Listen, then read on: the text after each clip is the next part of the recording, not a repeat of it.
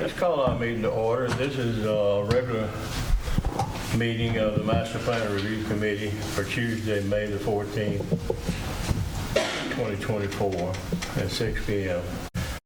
Item number 1 is complete. Item number 2, Kenny, you want to say the prayer? Let's all rise for the prayer, please.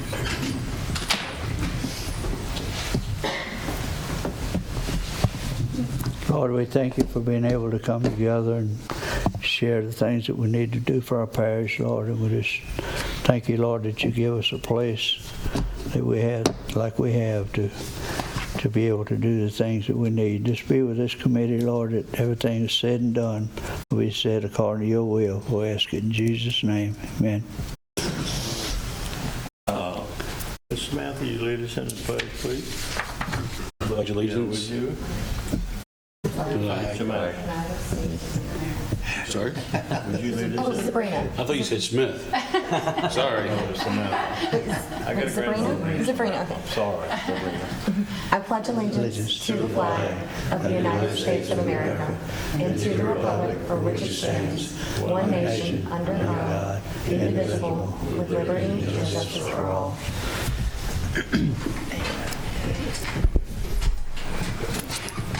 Andy, could you do the roll call, please? Mr. Sandifer. Here. Mr. Johnson. Is absent. Ms. Petrie. Here. Mr. Burns. Here. Mr. Hess. Here. Mr. Smith. Here. Mr. Clemens. Here. Mr. Morrison. Here. Ms. Dias Norris. Here. And that's it. Okay, item number 5 on the old business, I put that down there, building line setback ordinance update, and I want to move that somewhere past the airport. I'd asked Miss Delia Taylor to come, and she done such a good job at the chamber, and I know Mr. Bryan was there, but I wasn't aware that how many were there. And so I asked her to come and go over her presentation, and so everybody would get the presentation.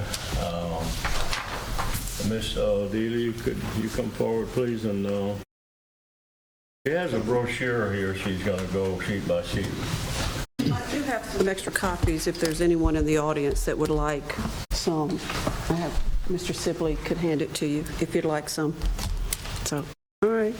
Well, thank you for inviting me here today. I'm Delia Taylor, and I want to give you a little update of where we are with the airport and some background and hopefully just some general information that can help you understand where we are with this project, where we've come from and where we are and obviously where we're going with that. First of all, I'm here because I am on the Livingston Parish Airport District. The council created this district. They commissioned it back in 2016 to oversee and manage the creation and development of a public airport.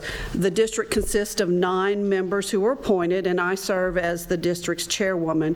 Mr. Joey Sibley is one of our board members, and he is here as well.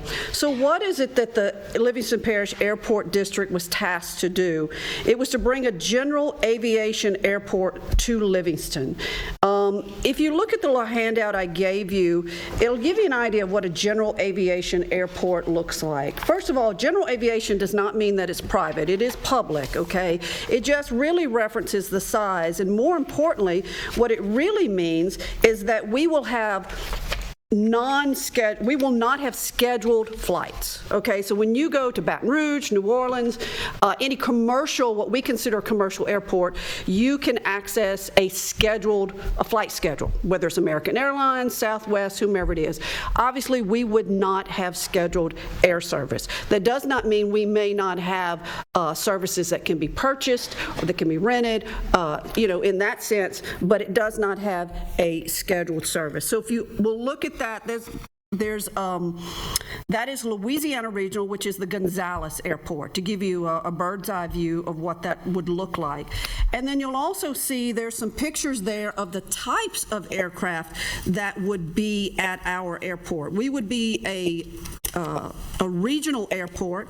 It would be categorized by the FAA as a B2 facility. it really has to do with airspeed and total height and weight of a plane and wingspan and that sort of thing. But you can kind of see it fits in the middle. It's not the real big guys, and it could be the little guys, okay? But you can see that we would have some jet service, some prop service, some twin engines, that sort of thing is what is mainly served by a general aviation airport. So why? Why did the parish commission us to bring an airport to Livingston Parish? Well, the number one reason, economic growth, economic investment. Community airports create jobs, they generate local revenue, and they attract business to the area. The U.S. Department of Commerce reports that every dollar spent at a local airport adds another $2.53 to the local economy. In Louisiana, there are currently 61 general aviation airports that serve more than 6,200 pilots and nearly over 3,500 general aviation aircraft in the state.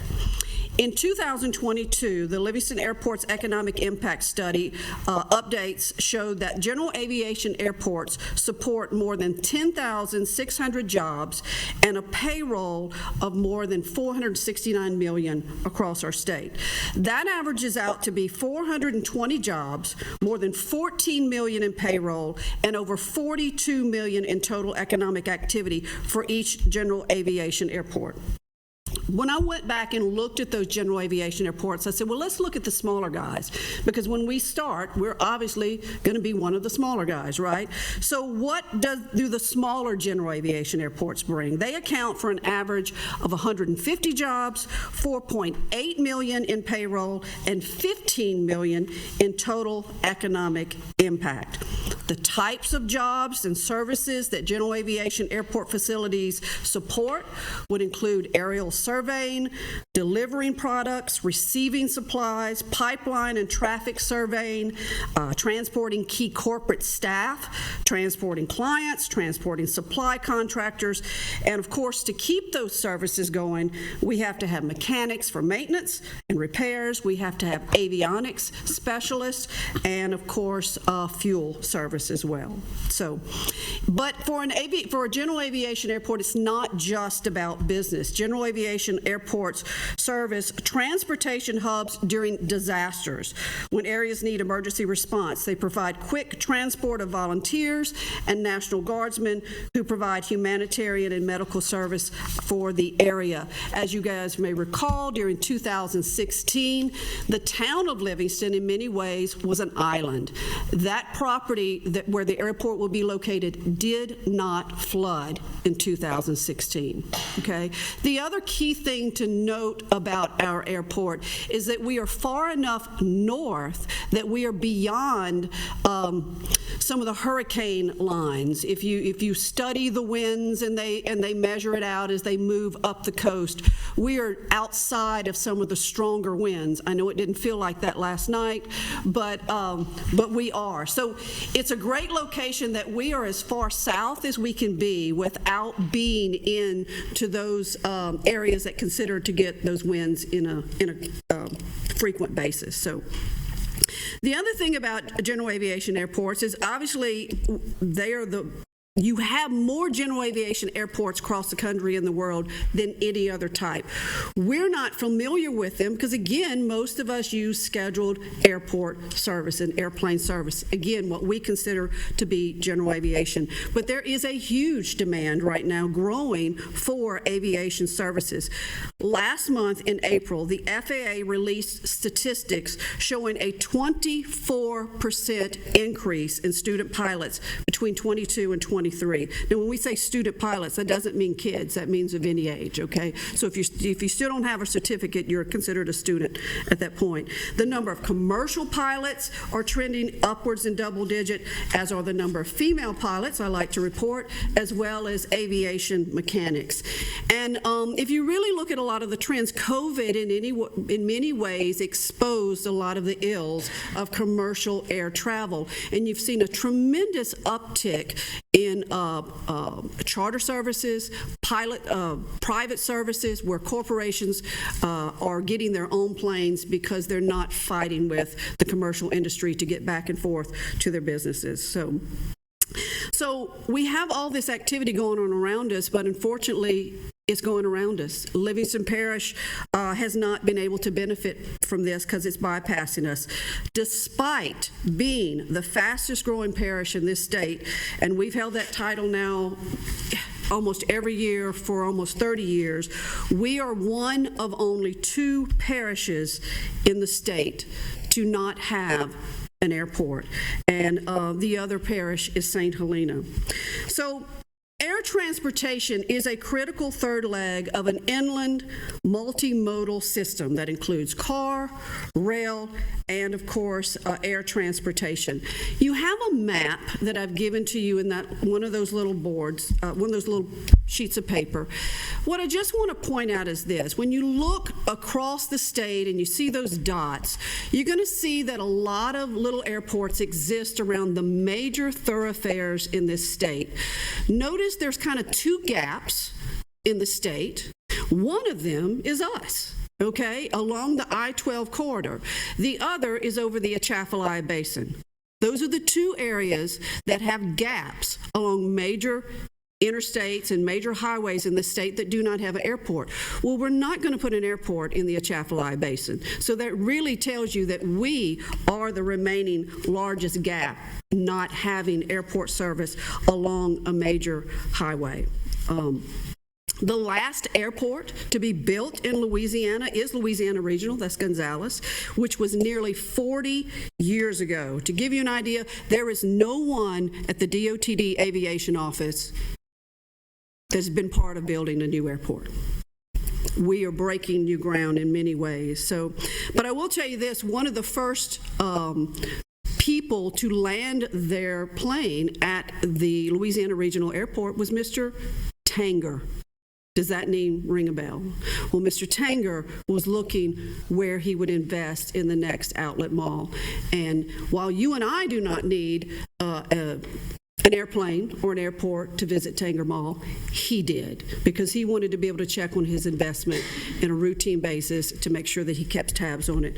And obviously, it played a huge role in choosing Gonzales for that site.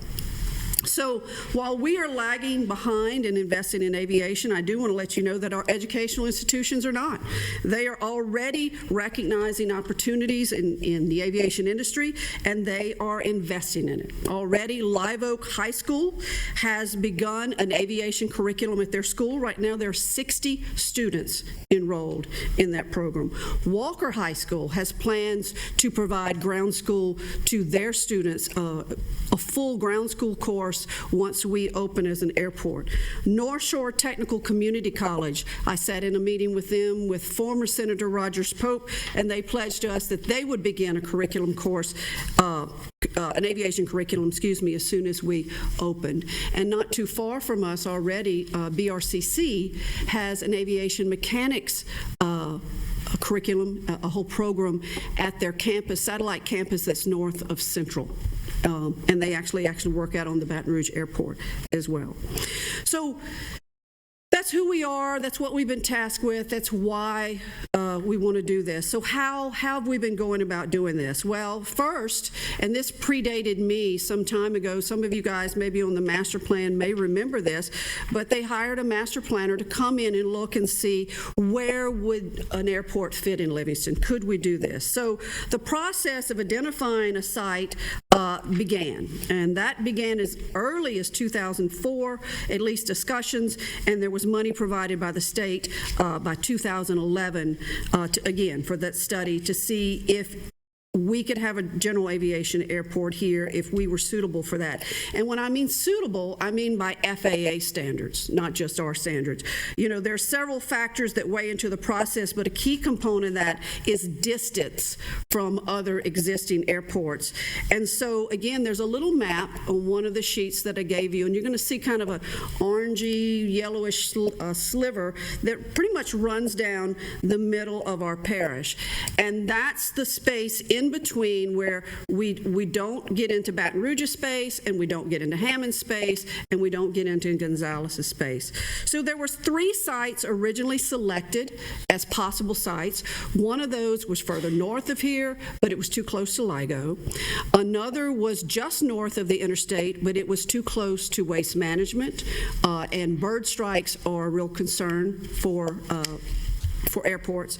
The third site was south of Satsuma, and that is the location that was chosen, and that is the location that is identified in your master plan as the potential site for an airport district. So when this site was chosen, just want to let you know, Weyerhaeuser owned the property. As you know, Weyerhaeuser owns a lot of property in Livingston Parish and does a lot of timber cultivation, and they were actively cultivating that site. So the site was selected. We said this is the best site, but obviously somebody else owned it, and they were making money off of it. So the project sat for years until 2006, and 16, and that's when Mr. Gary Lewis, a developer who came out here, bought up a lot of property in the Satsuma area, heard rumors about this project. He himself happens to be an aviator. He flew in the war, and he happens to have the wherewithal to give up some property. So when he heard about the project, was talking to local officials, they said, "Hey, Mr. Gary, what if you gave us some land?" And he said, "I would do that." It was 2016, and that's when the Livingston Parish Airport District was commissioned by this parish to say, "Hey, go see if you can figure this out." And so there we are. So what have we done now since 2016? Well, we have been very busy about securing the needed assets. First of all, we obtained an environmental assessment of the property to ensure that there are no hazardous waste or environmental projects. We had to make sure there was no endangered wildlife or that we didn't disturb a cultural site. We obtained full designs. Would a full 5,000-foot runway fit? A parallel taxiway, an apron. Of course, we had to do preliminary drainage studies and stormwater work, noise impact studies. We had to look at cost analysis, okay? And of course, we held a public meeting as part of that review. We then secured the ownership of 242 acres that Mr. Gary set aside as a donation to the Livingston Parish Airport District. We worked with the council to enact a zoning ordinance for the airport site. This is to regulate and protect the land and the airspace for operations as an airport. This ordinance, as you guys know, predates and it stands independent of any zoning maps recently considered by the council. And as part of this process, a public meeting was held as part of this for review and passage of that ordinance. The FAA has recognized our airspace. They have no objections to it, so they know that we're here. The Livingston Parish Airport, public airport, is recognized in the state aviation system, which has allowed us to receive aviation funding and regulatory guidance. And upon our opening date, we will be the first new state-managed public airport built in Louisiana in 40 years. So we will be a state aviation airport immediately. We've obtained the Corps of Engineers approval for a wetlands permit for the site, again, with no objections from state agencies or the public. A public process was held during that. And all along the way, we've acquired state aviation funding, state economic development funding, local parish funding, and federal grants to pay for all the required projects and services that we have. To date, we have secured more than $13 million in assets for this project. Again, a very enormous take for the little bit that we have been had to invest here in Livingston Parish for this project. There are a few pictures, again, in the handout that I gave you to give you an idea where is this property, the positioning of the airstrip. The runway will be a single runway. It will run due north-south. It will have the heading of an 18 and 3/6 heading for landing there.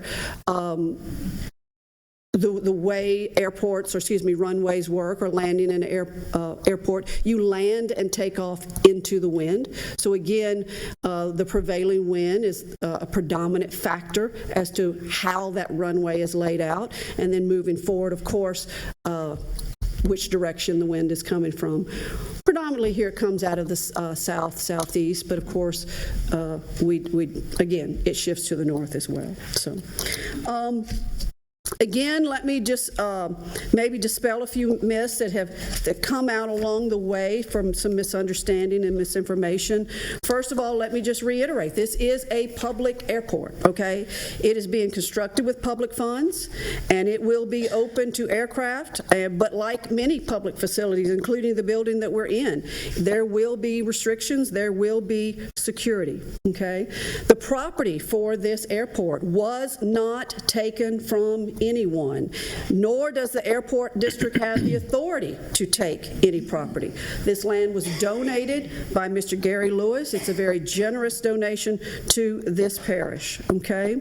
With that said, Mr. Gary Lewis no longer owns that property, and he will not and cannot have any direct gain from this project. He has given up all his rights to that property, and by law, public assets to be constructed on this property cannot benefit a private individual, and the FAA is a real stickler about that. So before we even mitigated out this property and will be beginning our construction, we secured full ownership of this from Mr. Gary. Of course, as you know, this project is in the master plan and has been part of the master plan for years, obviously in a very vague sense, until it could become reality, but it has been there for many years. The funding obtained for this project has come so in a vacuum, and what I mean by that, at no time has this project ever competed for or against any other designated funding for a local project in this parish, okay? We have met with numerous industry leaders, aviation engineers, state and congressional leaders, state aviation and FAA executives to find out what steps are needed, how to move forward, where to get funding, and how to make those steps possible. The dollars obtained for this project include aviation-only funds. They include federal grants and state dollars designated for local economic investment. None of the dollars that are being spent on the development of this project come from within our parish. The only thing that local funds have paid for are for administrative fees for the Livingston Parish Airport District to exist.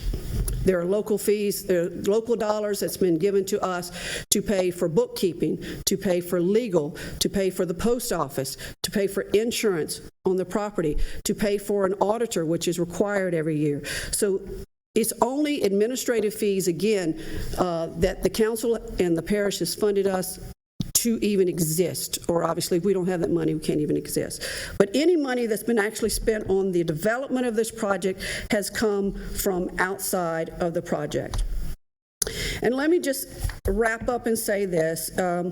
This project is not a playground for the rich and famous, okay? Its benefits are multifaceted and they're far-reaching for the people of this parish and this state. As a transportation project, which is what the state aviation system is looking at, and if they did not believe we were not a worthwhile state project that we would benefit the state aviation system, they would not be funding us and we would not be in their system. From their perspective, our airport will provide greater access to air travel. It will fill in a regional gap. It will add capacity to a growing demand that particularly exists in South Louisiana. And while we will benefit from that, I think the greater benefit that we as a parish will see will be from economic development. This airport will bring growth and investment to our parish and to the greater I-12 region. It will have direct, indirect and induced impact on our economy valued in millions of dollars. There have been others who have made statements and shared stories about lost opportunities because we don't have an airport. I know our parish president has stood up and addressed many to let us know that we have current opportunities that is asking for an airport. So again, this is something that we have needed for years. This started back in 2004 as a concept, and we are here today to let you know that we are finally at reality. As you may know, the Parish Planning Commission passed our preliminary engineering project the other day. We have gone out for bid on that, and we hope to break ground by later this summer. As we move forward on that. So again, our timeline is we hope to break ground in probably August. I'd like to say July, but I think it would probably be August. We will move forward with that. The first phase, while we are designed to be a 5,000-foot runway, our first phase is to build to 4,200 feet. It'll be 4,200 by 75. The ultimate design is to be 5,000 by 100. We will begin with what they call turnarounds at the end. We eventually want to have what we call a parallel taxiway. We will begin with a 200 by 400 apron. And again, our plans are to expand that as we have demand. So I will, I guess, open it for any questions you may have. If there's anything maybe I didn't address, just let me know. What's your estimated date of completion? Just. I know. I know that's okay. If I say it, you know it's going to move. We're excited that, first of all, this was such a pie-in-the-sky concept, even 5 years ago. But the fact that we're going to break ground, we're going to be doing the dirt work and a lot of the drainage work this year. We're anticipating starting on the runway next calendar year. I would hope early, by the spring, if not earlier than that. If everything goes well and we get funding, I think we could maybe have a completed runway by 2026. That means planes land in 2026? If it's completed, a plane can land on it, yes, sir. Is the runway going to be grass to start with? No, sir. It will be asphalt. Asphalt, not cement, asphalt. Correct. And that's next year? Maybe. We will start. Maybe. We will start construction, correct. Okay. No, we will not be a grass runway. Y'all have any questions to ask them? Hi, my name is Sabrina Petrie. I do have a question as far as, I think it's I love this idea, and I think it's amazing as far as the economic development as well. But as far as the streams of revenue, I know I did a little research about the hangars. I think that's one of them, and then maybe the fuel. Are there any other streams of revenue to prevent from, will it take anything from taxes, or is it just, are there streams of revenue that's going to be? Right. No, we're not planning any taxes. There's not any taxes with this. Now, as in any project, just like we said, we have local dollars that's given us money to pay for the insurance and such, seed money, if you will, to get started. But once we get started, yes, hangar fees is one way that we will be self-sufficient. Fuel costs will be self-sufficient. And then the other thing that we want to be able to get up immediately is once we have 10 aircraft on our site, we can apply to be in the FAA system. It's called to be in the NIPIAS, the National Program for Integrated Aviation Systems. Once we are in that program, they give a yearly, if you will, allowance that covers, it's $150,000 that you start out with without any requests, that pays for the lights, that pays for the mowing, that pays for, all of those type fees, and that's why they do that. So once we're in that system, then we will have those dollars that will basically, in addition to what we earn on our own, to help us operate. How many hangars do y'all have planned to put on that site? And money and time. So we're going to be looking at the dollars that we do have coming pretty soon and see, do we have any right now that we could build? Again, that's going to have to come from funding from the state, if they would give us some for that. There's also a possibility, and we're going to certainly explore this, and actually most airports are going to this, where they have private investors that lease property, they build the hangar, and then they rent out the space. Again, for us, we want that aircraft on site, right? Because then we can apply for the FAA. We want that aircraft on site because they can buy our fuel. So it's really an opportunity for investors to be a part of this and for us to get up quicker. Okay, thank you. Some of the first businesses I can envision being interested in this are support businesses for the airport itself.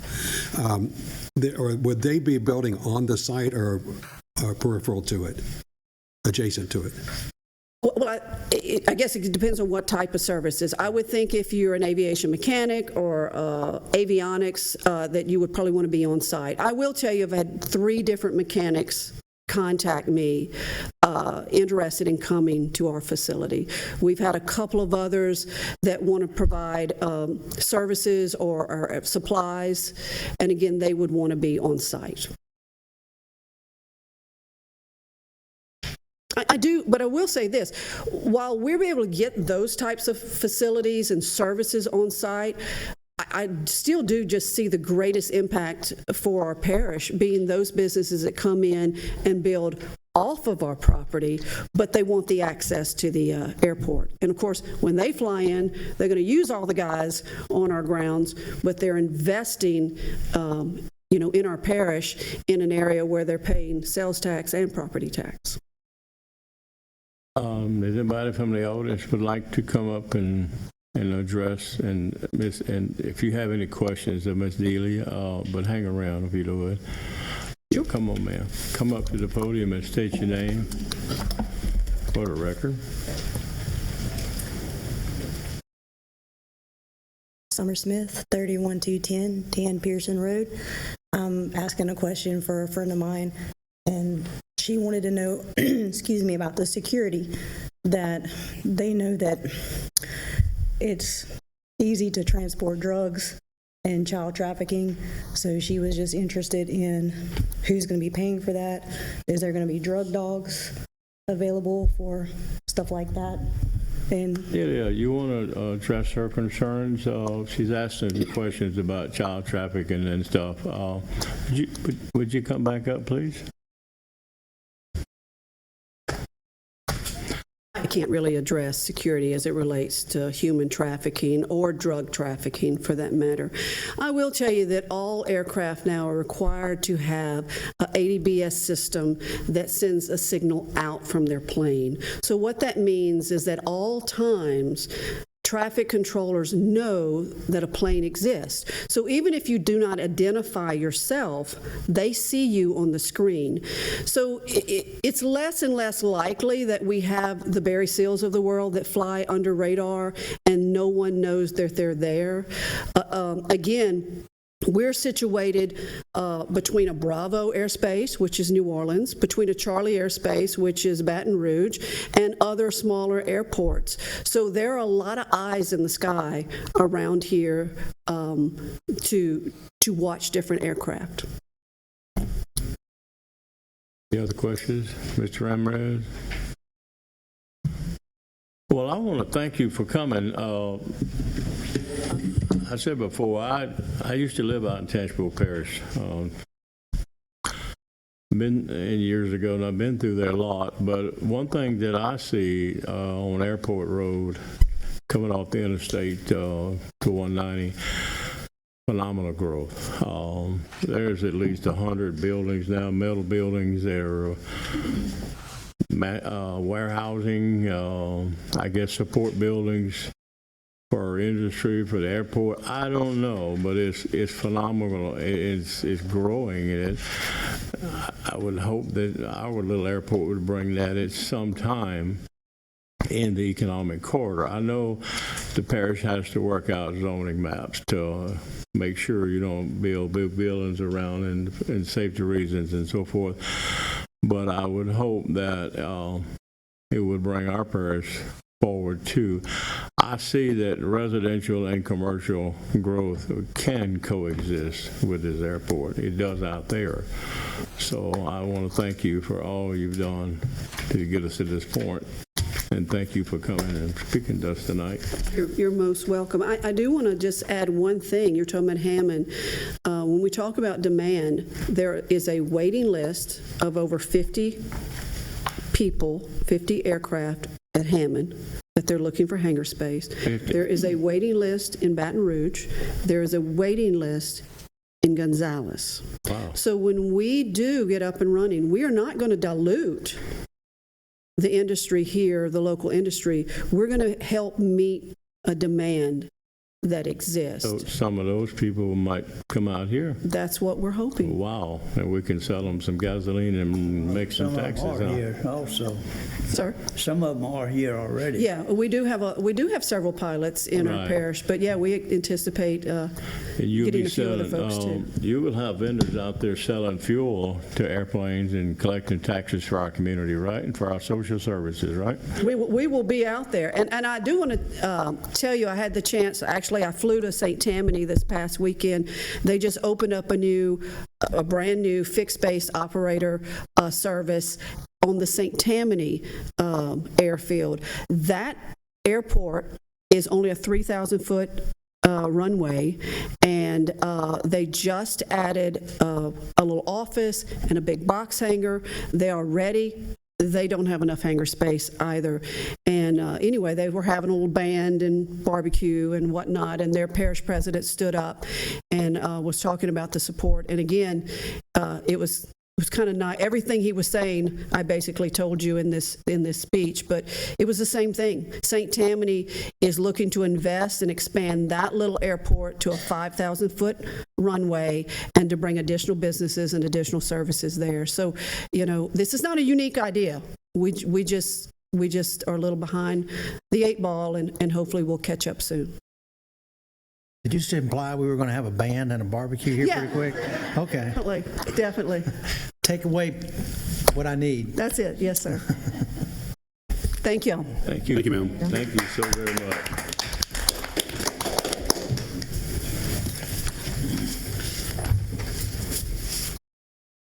That concludes the airport presentation. We're going to go back to item 5 under old business, and that's the building line setback ordinance update. Let me explain how we got here, okay? We have a lot of new members on our board that don't know how we got to this ordinance. Back 2 or 3 years ago, we had a group of us, and Senator Rogers Pope and some others, and Julie Norris and I, and one other person on the master plan committee, Jason Inman, I believe.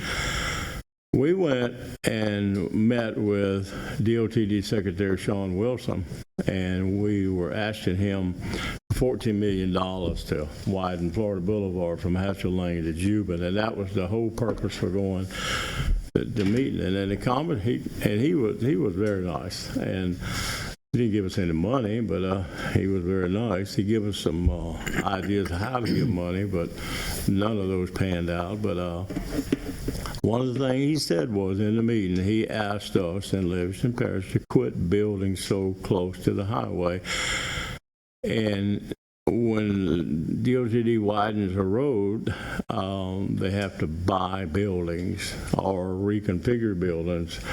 And he asked us to quit doing that, and he also brought up some situations in St. Tammany Parish around Covington where they bought a lot of buildings, and on Perkins Road they spent more money on buying buildings than they did building the road.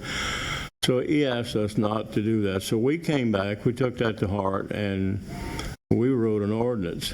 And Mr. Aaron gave me a copy a while ago, and this thing has been controversial from the start, but anyway, it was a good ordinance, and it was passed unanimously by the council, but the parish president vetoed it. He thought it was too much on state roads and So he vetoed it. So he and I sat down and kind of hashed out a compromise, and we did have some help from Senator Shane Mack, who was a councilman at that time, and Miss Tracy Gurlenhouse was a councilman. And in our meeting, we agreed, and he agreed, to do Florida Boulevard only from parish line to parish line. And instead of the 30-foot setbacks on rear and side, he agreed 20.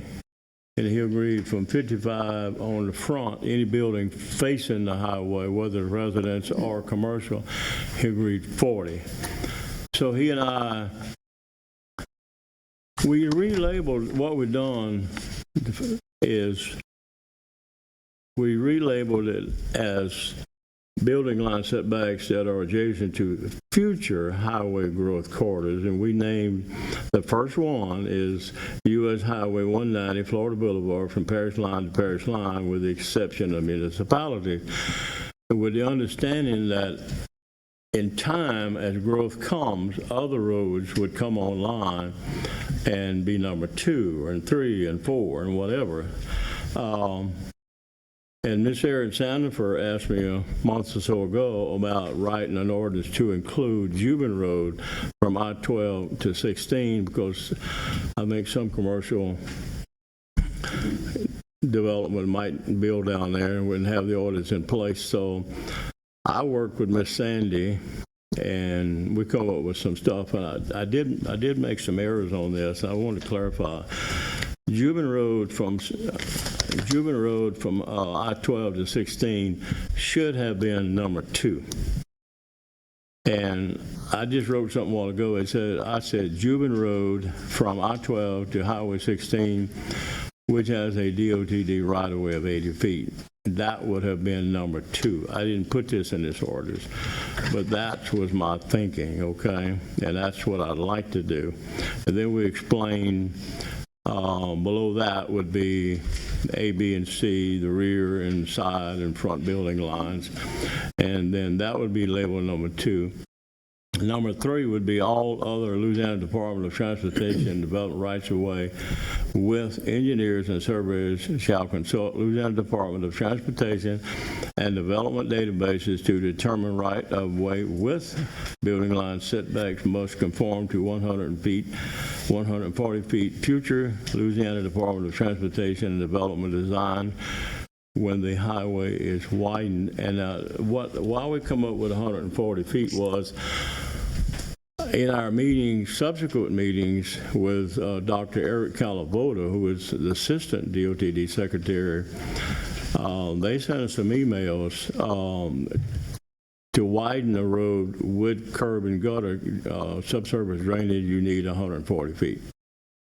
Open ditches, I don't know, I think it was 160 or 180, I'm not quite sure, but they sent us emails on that, so we presented that to the council at that time. So that's how we come up with the 140. It was what they said we needed, not us, okay? So my suggestion is on this orders is to go back and label Jubin to I-12 to 16 as number 2. And as time goes on, other roads might come online, Beach Highway South maybe, I don't know, Walker South, whatever, then there would be number 3, 4, 5 as the growth comes to those corridors. So then at that time, that's my suggestion.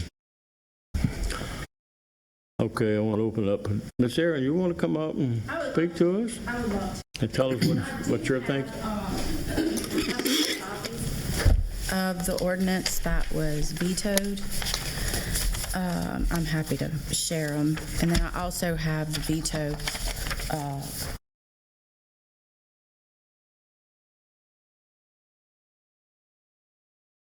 copies.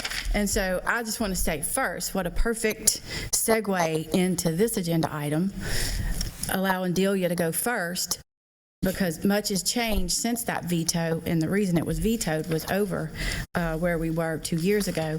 And here we have 2 years later. I saw in the Advocate about a month ago that we are the fastest growing parish in Louisiana.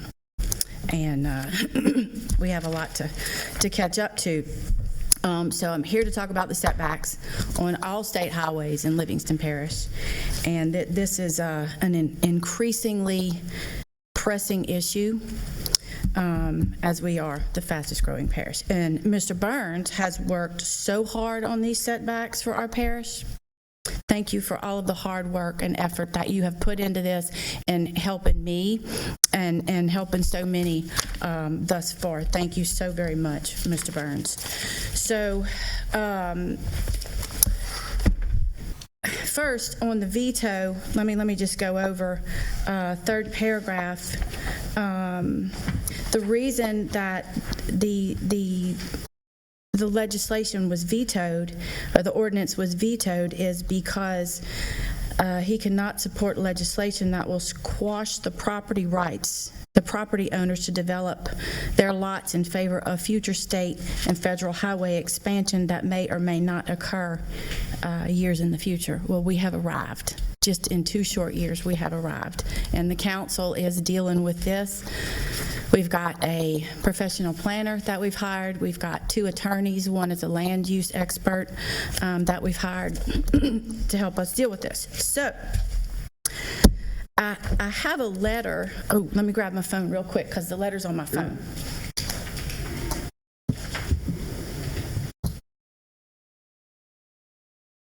From Connie Porter Betts, and she, for those of you who don't know, is with DOTD. And this is this letter is Connie Porter?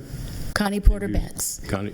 Yes. Porter. Isn't that her name, Connie Porter Betts? I think that's. Oh, I know Connie Porter. I don't know anybody else. I think she got married. Are you talking about? And so it's dated May of 2022 as well, close to when this ordinance came to the council. And she's suggesting, I think I'm reading this right, and I'm happy to distribute it later when I can get a hard copy, 240-foot servitude setbacks on state and federal. Many feet? 240. So 120 from the center line. That came up in our meetings with Dr. Eric Calaboda, and they did send some guidelines out on that. I'll give you an example on Highway 16 north of Watson to the St. Helena line. I think that's 240. Is it? Close to it. Okay. They took a lot of land up there, and they actually took it from Dillon Springs north. So when they added more lanes, 2 more lanes going north to Watson, they had the servitude. Well, that's in a rural area, though, strictly rural. That's what they said. mm-hmm. Okay, so And ours is urban. if you have your master plan on page 58, it says how much servitude width should be reserved. Let's get to it. Let's see something. Setback, let's change servitude to setback. Servitude, you cannot, in a setback, no, we're not proposing to take anybody's land. The state is reserving that land, and the state will purchase that land from the homeowner if need be in the future. So it says, for typical arterial, it is recommended that initially a servitude or setback of 142 feet be reserved until revised by a future study. This is based on preserving the potential for the following roadway components, and then it goes on and unpacks it. So what I'm asking is y'all to look at 140-foot setbacks on all of our state highways here. That's 70 feet from the center line.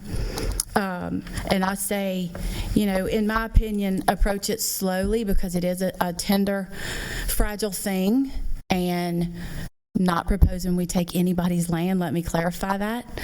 When you have setbacks, and correct me if I'm wrong, you can have driveways, movable structures, fences, sheds, anything in that servitude. It just has to be movable in case the state needs to purchase that land. I used to live on Jubin Road before they opened up that interchange. And we knew what we were facing with widening once they opened that interchange up. Now, back then, we were all very excited about it because we thought we were sitting on a gold mine of commercial land. But we were facing that setback issue and accepting of it after we were able to digest it. So that's what I want to talk You about. recommended 142 instead of 140? Is that 142, that's make it a good uniform, number. 142? Yes. That matches the master plan. Yes. And I also I found an ordinance that says we are supposed to be complying with the master plan. It was passed in, I believe it was 2019, so passed by the council. So yeah, it does fall right into play with that. I'm just giving you, did a little bit of research on this, and I'm excited about it. So you said you found an ordinance on what? It's Livingston Parish Ordinance 1927, and future parish council decisions regarding growth and development shall be consistent with the comprehensive master plan, or the plan should be amended via the process outlined in the plan. Well, 140 to 142, that's not much. 2 foot. On all state highways. All state, yeah. All state highways. Well, in item 3, the last thing I just read, I say 140. We can change that to 142. Okay. And we can change Juban Road to 140. Well, Juban Road has an 80-foot right-of-way, but if you go to 142, and if it's 80 foot, then the setbacks will have to be 31, either side, rear.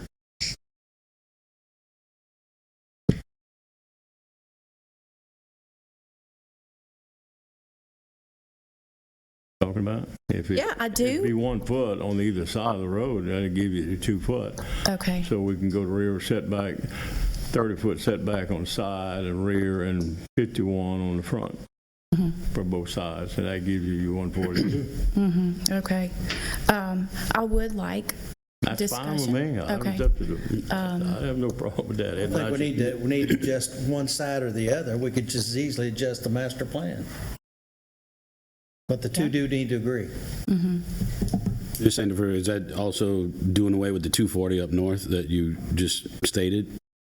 Is that, you said all state roads? Well, and if we need to move to that, let's talk about it. I mean, I would support that. 2 years ago, we didn't have, 2 years ago, we had traffic, but we did not have what we have now. I'm south of the interstate. We can't get out in the morning, 4-H to Florida or the interstate. We need setbacks. Some of these things are getting really close to the road. And it's happening more and more every day. I've got a commercial development wanting to come, and I'm pretty rural in south of the interstate. My district starts at Bass Pro Boulevard south, and then on Juban Road it starts at the traffic circle south. So I'm pretty rural, but what's happening is commercial has figured out, we're in this transition process. It's cheaper for us to grab commercial now in a rural area. And so the setbacks, we need them so much. I guess my only question is, setback's going to be enough as people develop. I mean, you got to come back and do this again, and I think it's harder to get it done twice once structures are there. Yes. Well, agreed. Juban South is exploding for a couple miles. That's why we asked for widening that road back when our road priority list, because it's coming big time there already.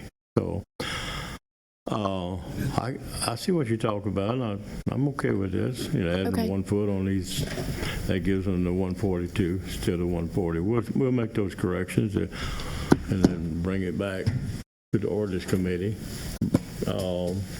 Yes, ma'am. My question is, just for clarity, and from what I understand, there'd been some conversation about Juban, and you had some concerns down there. My question is, as it stands right now, we have Florida Boulevard, which had the 100-foot setbacks, and it's 100-foot right-of-way. right away, excuse me, and then it's setbacks of 20, 20, and 40, which are already on the books. And then this item 2 was to be adding Juban, which was going to be 30, 30, and 50, but we may be 31, changing it to 31, 31, 31, and 51. 51. But why is it necessary to do, or is it necessary to do Juban individually and not Lockhart, or not 4-H Club Road, or not another state highway? And so in discussion, that's part of why item 3 was added for all other roads.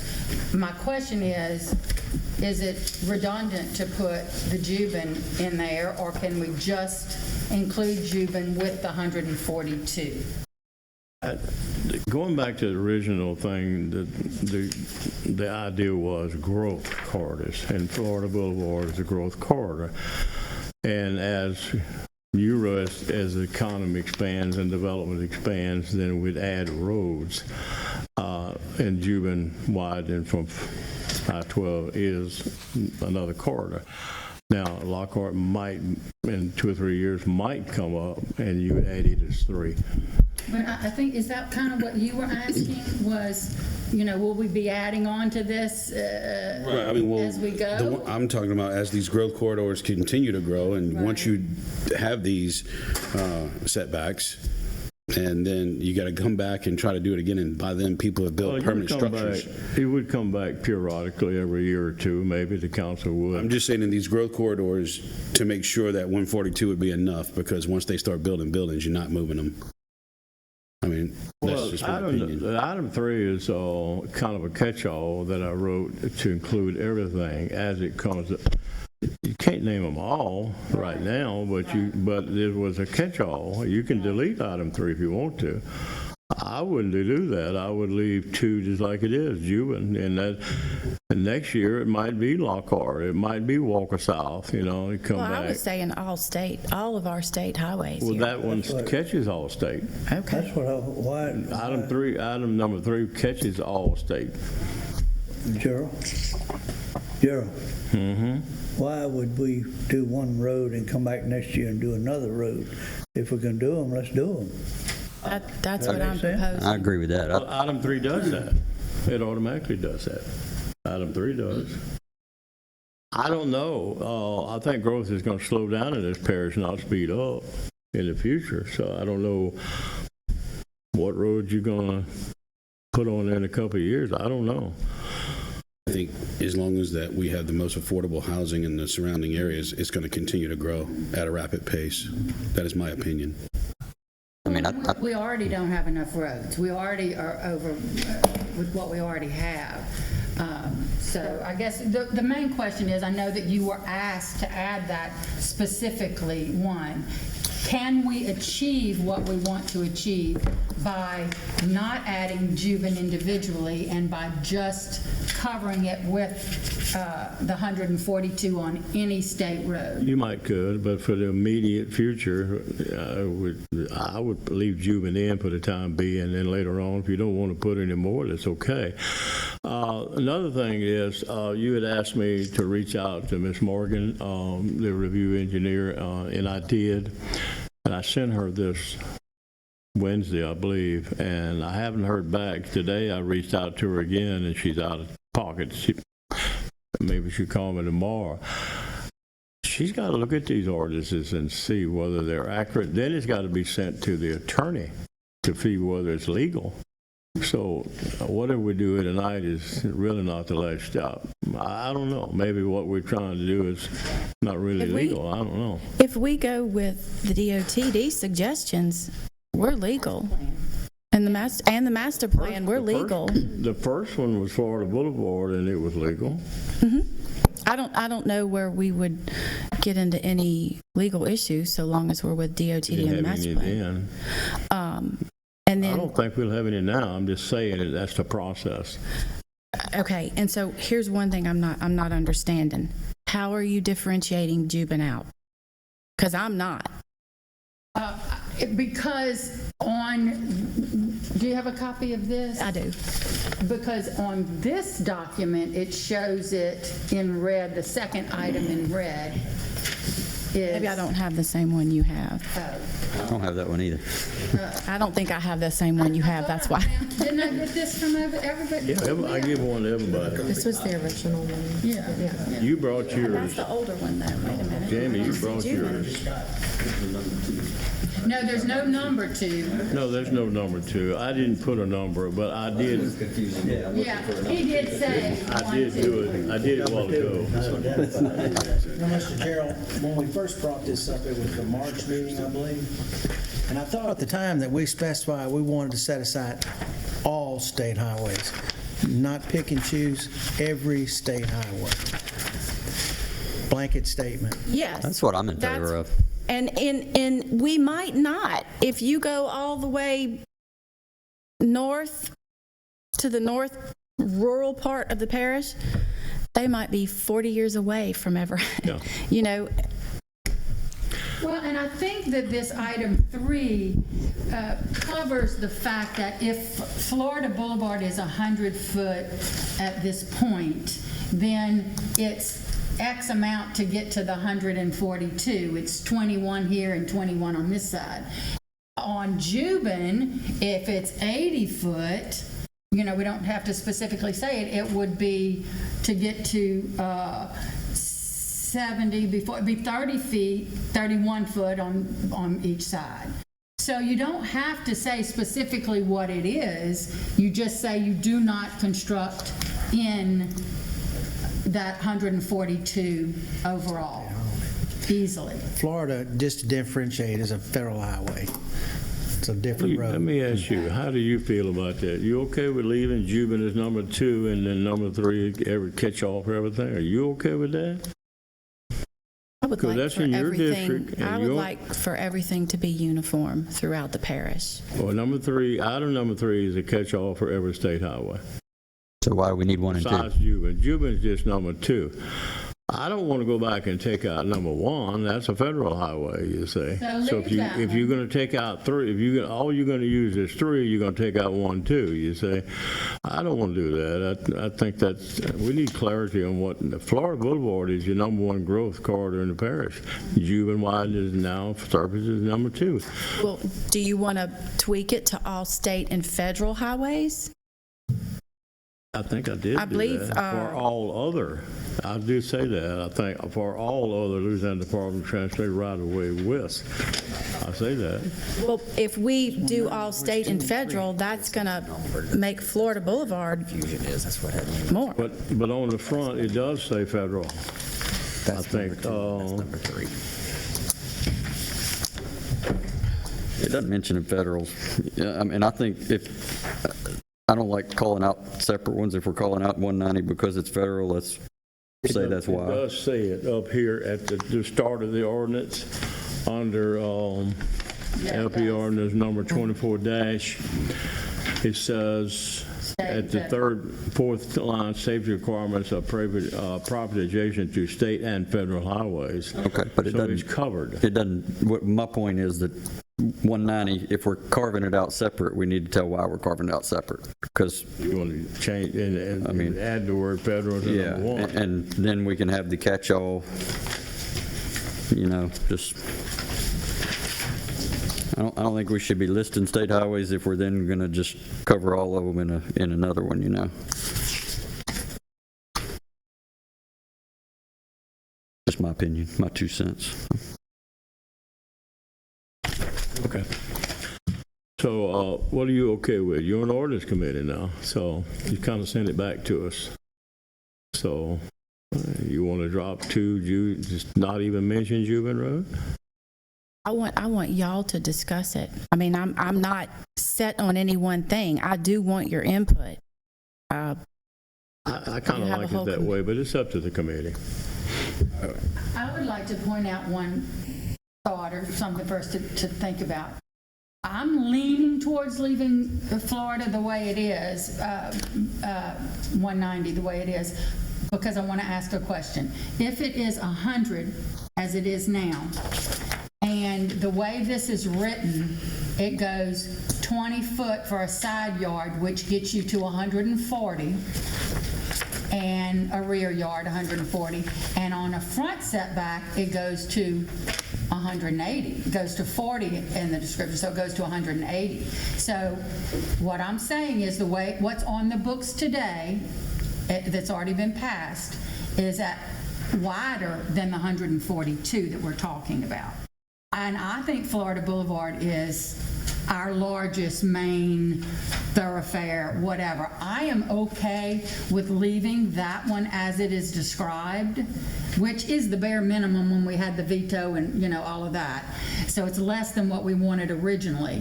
But if we want to leave that one that way, we might be in good shape. And then decide what you want to do with Juban. I think it could all go in together to the 142. Do y'all have any thoughts on that? Let me address you saying the right-of-way is 180 foot. It's not. The building line, you might have one. Right away. I meant the setback. Make it 180. Yeah, but you mentioned 180 feet. To get 140 foot right-of-way and all businesses and residents to be viable, if the state takes 40 feet, if your building line setback is 40 feet and you only need 20 to widen the road, that leaves 20 feet for cars to park in front of the buildings, okay? It's still a viable business. But if you don't give them enough room, the state has to either buy the building or reconfigure the building. And that's how we come up with the 40 feet. But the right-of-way is still 140. Right. Maximum. When it's all said and done, the state's going to take 140. What we're talking about, though, is that what's on the books now is different from the 142 that we're talking about, isn't it? Yes, it would, but we're going to have to go back and correct these. So you're saying that if we take, what I'm questioning is if we take out what's on the books today, which is the 20, 20, and 40, then Florida Boulevard 190 would fall under the 142 width. Right. Which would be 21 on either side. 21, 21, and 42, and 41. Either side. Don't we have 190 already? Isn't that settled? Yeah, I think we do. Let's just leave it where it's at. That's what I think. Let's do it. And I don't see why we're setting Juban. Well, why are we doing Juban Road? It gets more and more complicated, so let's just make it simple so we can be for the time being. And let's just get something going, huh? That's right. Next year we'll worry about it. I have a dumb question. How wide is Juban Road now where all Juban Crossing is? 80. So it's 80 just from shoulder to shoulder? Right away, pylon to pylon. If you go down the highways, not all highways have these things, but people have torn the little square cement blocks put in the 1950s. You'll see them more on Florida across from each other. That's the right-of-way width. And I went out many places and measured them, 100 feet. So he did ask specifically, Gerald, I don't know if you heard him, he asked at the shopping center. At the shopping crossing. Correct. Is it there 80 feet also? No. Okay, he asked that question. Well, Juban from I-12 south to Highway 16 is 80. It's the south. Now, before they widened Juban from I-12 north to Florida, it was 80. And But now, they widened it now. In that area down there, they probably took more than 140. They probably took 180 down there. And that was my point for my comment earlier. I don't envision them widening that road anymore. No, I'm not talking about that road particularly, but I'm talking about Florida corridor and how much is growing there. You don't have. I just don't think 142 is going to be enough. But that's just my opinion. but wouldn't it be 180? Am I not right? I need correction on that. Am I not right? Only on those. Front, buildings at Only front. on the individual buildings wherever they are. Correct, Not up and down everywhere. correct. But all new growth would have Correct. to go back. What's there, you got to live with. So Florida has it at 180. If you going on the front, parking in the front.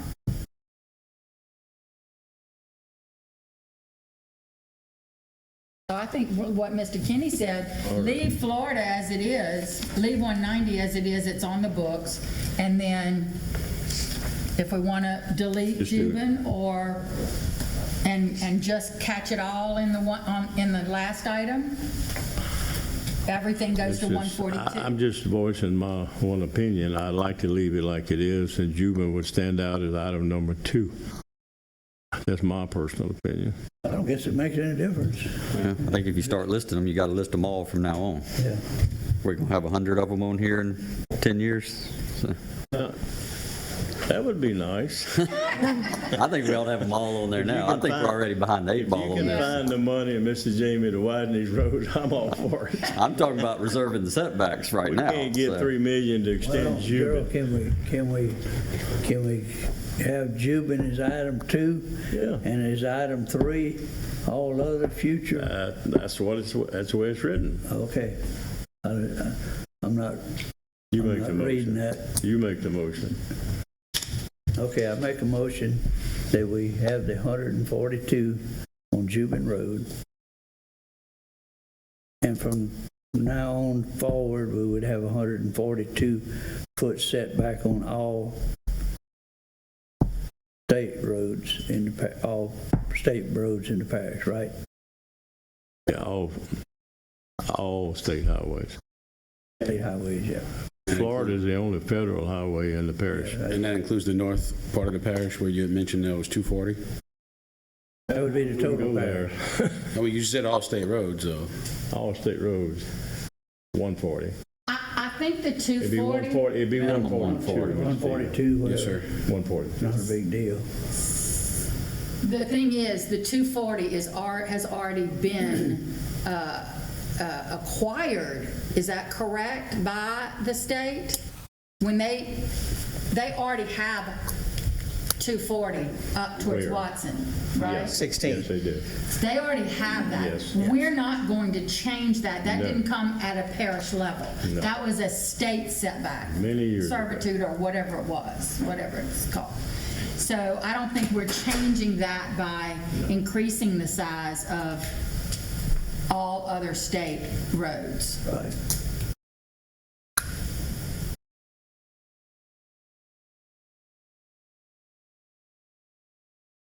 Okay, what's your motion? I forgot. Okay, item 2, it stays where it's at, Juban Road. All others Number 3? state roads, number 3 would be all state roads would have 142-foot servitude. Is item Do 3. we have a second?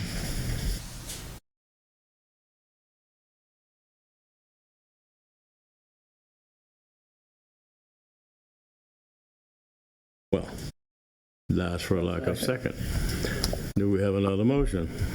I'll make a motion that we add to, make a recommendation that the council add a setback ordinance for all state roads in the parish-wide, to not be able to allow the building that applies to this that we've listed here within the 142 feet of all state roads. Let me clarify that a little bit, and you can make that item number 2, okay? Okay. Florida Boulevard is number 1, that would be number 2.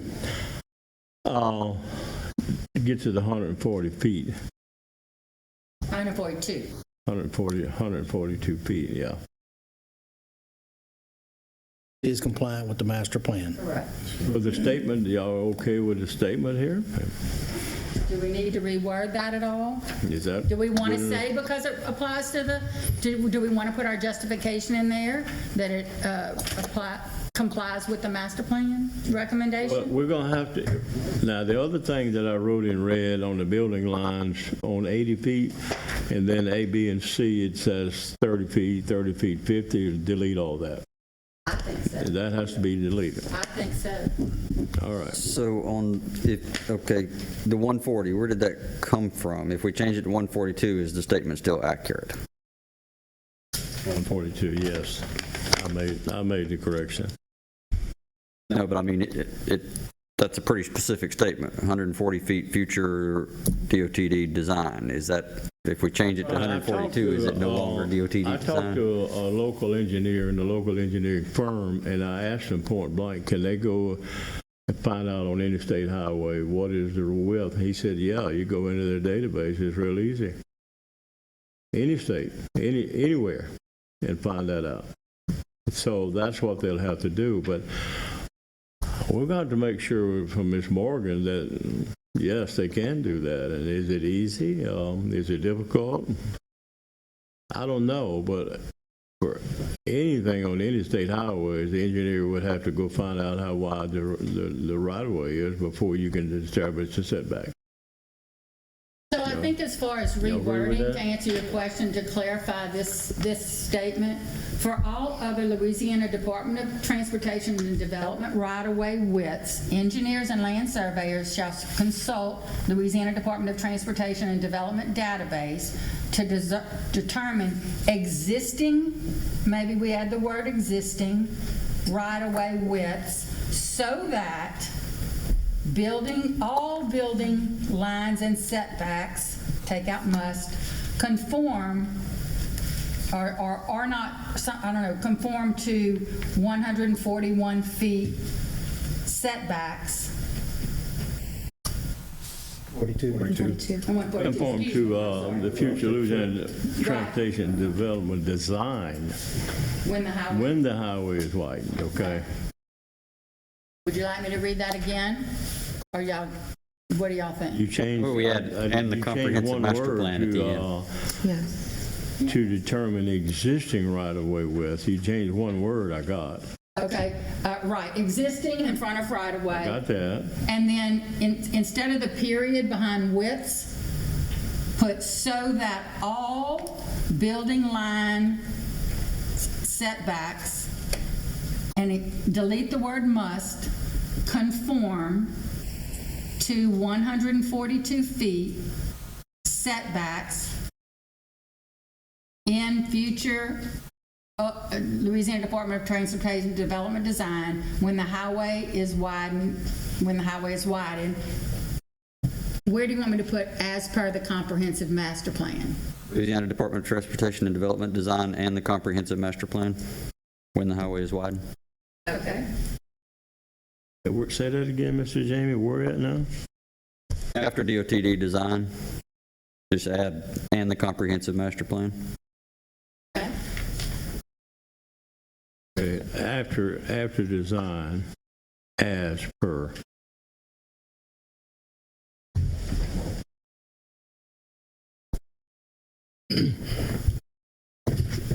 Okay. Got it. I do have a question. The part that you're talking about on the northern end of, is it 16 you said? Yeah, Watson. Yeah. All right. If we pass, just saying if we pass this as Do we it need a is. motion? Just a moment, there's some question I'm here. sorry. Oh. Sorry. I thought that was a side conversation. Well, no, I hope it doesn't mean any changes to this, but just want to be sure. In the example she gave with the 240-foot setback, all right, that's already established by the state.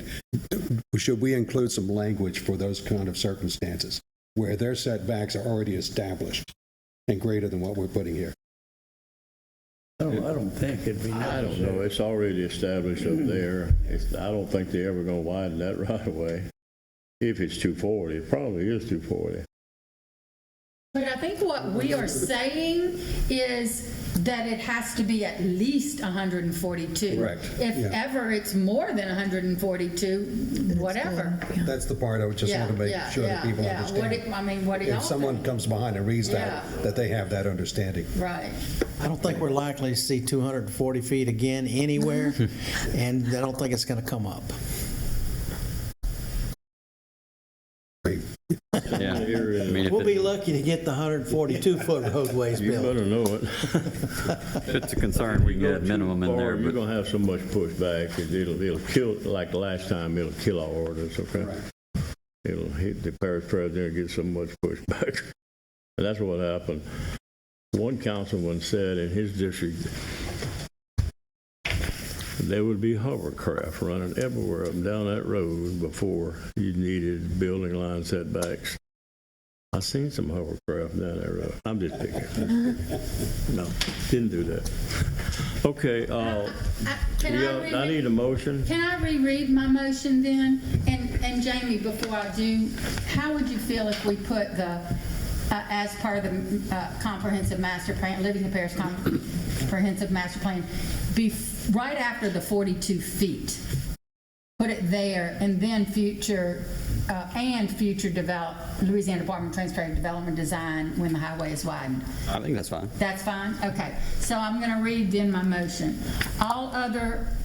For all other Louisiana Department of Transportation, and, well, I guess we don't need for all other. We just need for all, take out the word other, for all Louisiana Department of Transportation and Development right-of-way widths, engineers and land surveyors shall consult Louisiana Department of Transportation and Development database to determine existing, we're adding that word, right-of-way widths.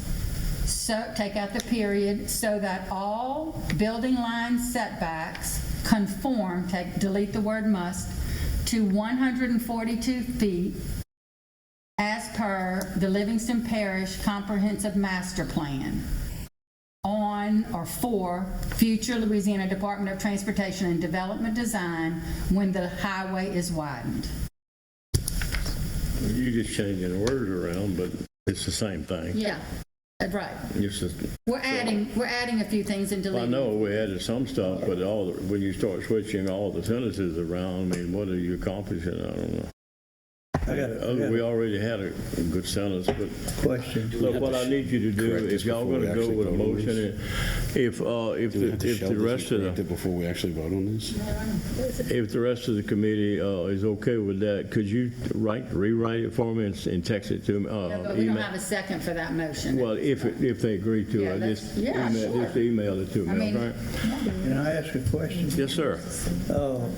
Your last statement was if the road was widened, and I think what we're trying to do is get a setback before it's widened. If somebody would come right now and put something on the road, you understand what I'm saying? Yeah, yeah. That's right. Should we say so that the road can be widened, or just delete it? Just don't even put it. Yeah, Just delete it. Yeah. Okay, so let's see, do we delete the whole thing, the whole last part, after 40 feet and the master plan? Just a 142-foot right-of-way, period. That's it, that's period. Yeah, So that covers all new construction, too. into everything. Yeah.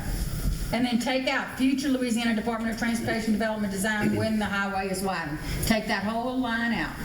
I'm good with that.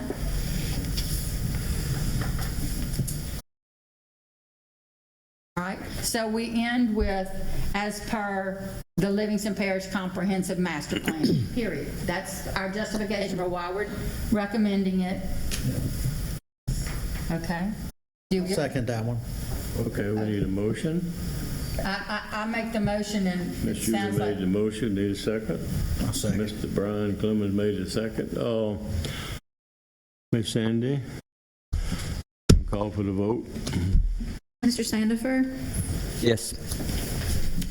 Ms. Petrie, Yes. Mr. Burns, Yes. Mr. Hess, Yes. Mr. Smith, Yes. Mr. Clemens, Yes. Mr. Morrison, Yes. Ms. Dyson Norris. Yes. All right, now we did our job. Somebody else got to do something. That's it. Lawyers, Indian chiefs, councilmen. Let's get two more items. That what you wanted to hear, didn't you? Two more items I wanted Is that what you to, wanted to hear? I want to discuss briefly, just as information, on Jubilee Road widening update. We're we're pushing hard to get the $3 million back from capital outlay on House Bill 2. We're going to be meeting with our area legislators this week and next week, all of them on that. I went before the Parks Board last night with Judy Norris's permission and help to tell them about the previous map that was designed 15 years ago, and they want to redesign it again for the third or fourth time. Anyway, we're working on that. It's been 15 years. We've been working on trying to get funds for 18 years. It was designed 15 years ago. We've got so far 1.6 million through 2 years ago for the design, and last year we got $3 million through capital outlay through House Bill 2 to do right-of-way acquisition, but that money was cut in December by the governor's office, along with the Sheriff's Convention Center. So we're trying to get that back, and that's a Juvenile extension of When you the- say it was cut, Gerald, it was taken out of priority 1 and moved to priority 5. It was cut in priority 1. Right. It I was didn't know cut. if you said the priority. We had it as priority 1, and it was cut, and then they moved it back. It doesn't matter where it went, it was cut. Yeah. Okay? Well, except if we want to try and move it back. Well, our goal is that, well, priority 5 only means that what it takes to finish a project. There's no money in priority 5. It's a wish list. This is what we'd like to have to do the project, to finish the project. But priority 1 and 2 are guaranteed money. So we had $3 million in priority 1 last year, and we lost it in December. So we're trying to get it back to do right-of-way acquisition. Juvenile widening, we had met with Ms. Valerie Hodges, Senator Valerie Hodges, and myself and DOTD met with the Providence Engineering Company, I guess, on Juvenile Road, and because they were only working 3 days a week. But Tuesday, Wednesday, and Thursday, 3 people for 2 years. And she took them to task, I would say that. She was impressive. And ever since then, they got all kind of people working on the road and machines running up and down. So she lit a fire under them, and I'm very thankful for Senator Hodges for doing that. But in the meeting, DOTD said that the contract had 420 more days, and that brings them into the end of 2025. But that doesn't include rainy days. So every day it rains, they get the rainy day plus 3 to dry out. So I said, well, that's going to put you in 2026, and he said, yes, the middle of 2026. So that's where we're at on Juvenile widening. That's pretty bad. Yeah. And they started clearing grubbing in 2019. But I think you did report that they are working on it more often. It took them 1,800 years to build Rome. I do have, I don't know. It must be 1,800 years. Did I show you the picture? This was the only. Several It's generations. original, is it? I've lost the original. No, this is the one I have. I think it was given. You can show it to them. I know, I think I showed it to y'all where, this is the last road that was built in Livingston Parish. In 1921, John Allen Richardson on Highway 190. Oh, wow. He was in Holden camping with his family. That picture is in the Livingston Parish history book. That's Along why, with that's in why picture we of want his Juvenile family. North. We want that 1.25 miles or whatever it is to connect. Well, Mr. Allen is still out there with his wheelbarrow, waiting to build Juvenile North. Any other business y'all like to bring up? Anybody? Yeah, I got something. I was being new. I was trying to research and see what, our roles and responsibilities are, and I couldn't really find anything. So the other committees I've been on have had, a set of bylaws or something with a mission statement, and so I would like to suggest that we develop something like that, and I'll volunteer to do the heavy lifting and draft something up and send it out for input and all, but if the rest of the people in the committee think that's a good idea, I would. I think that's a wonderful idea, Mr. Jamie. Well, I'll make a motion that we begin. Second that. Yeah. Need a second? He seconded it. Mr. Stevens seconded. Call for the vote, Ms. Sandy? Ms. Dyson Norris? Yes. Mr. Morrison? Yes. Mr. Clemens? Mr. Smith? Yes. Mr. Hess? Yes. Mr. Burns? Yes. Ms. Petrie? Yes. And Mr. Sandiford? Yes. Well, if there's no other business to be discussed, I'll make a motion to adjourn. adjourn. I think you gotta make a motion. Okay, thank you for volunteering.